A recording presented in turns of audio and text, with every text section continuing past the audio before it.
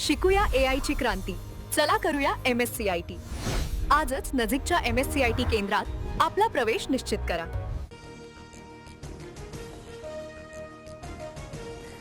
मंत्री छगन भुजबळ यांचा helicopter land करताना पायलटची मोठी चूक. गाड्यांच्या पार्किंगसाठी असलेल्या जागेमध्ये हेलिकॉप्टर उतरलं. पुण्यातील खानवडी परिसरातील प्रकरणाची चौकशी होणार. मुख्यमंत्र्यांची माहिती. अनेक विमान आणि हेलिकॉप्टर्समध्ये देखभाल दुरुस्तीसह इतरही त्रुटी. आज सुदैवानं अपघात टळला, पण म्हणून शासनाने देखील एवढा हलगर्जीपणा करणं योग्य नाही.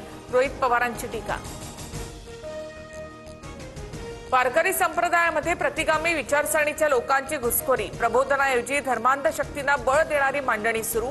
अखिल भारतीय साहित्य संमेलनानिमित्तानं प्रकाशित स्मरणिकेमध्ये शरद पवारांचं भाष्य.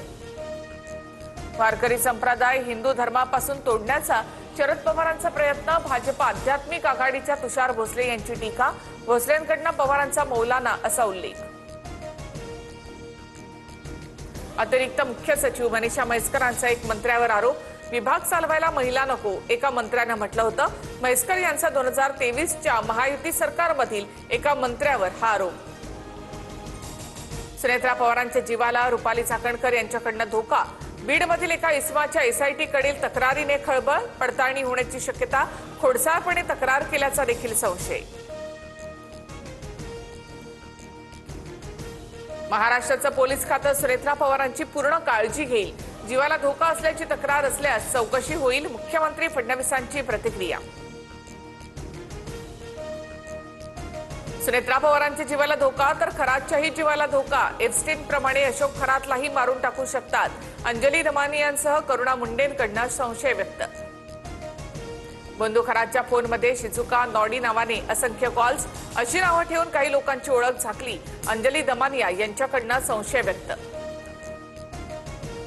ईडीकडनं बंधू खरातची 3 खाती सील. फरार कल्पना खरातचंही एक बँक खातं ईडीकडनं सील.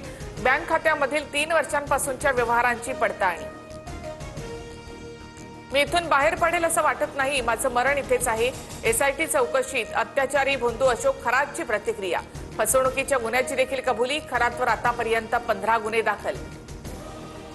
नांदेडसह परभणी हिंगोलीमध्ये भूकंपाचे सौम्य धक्के.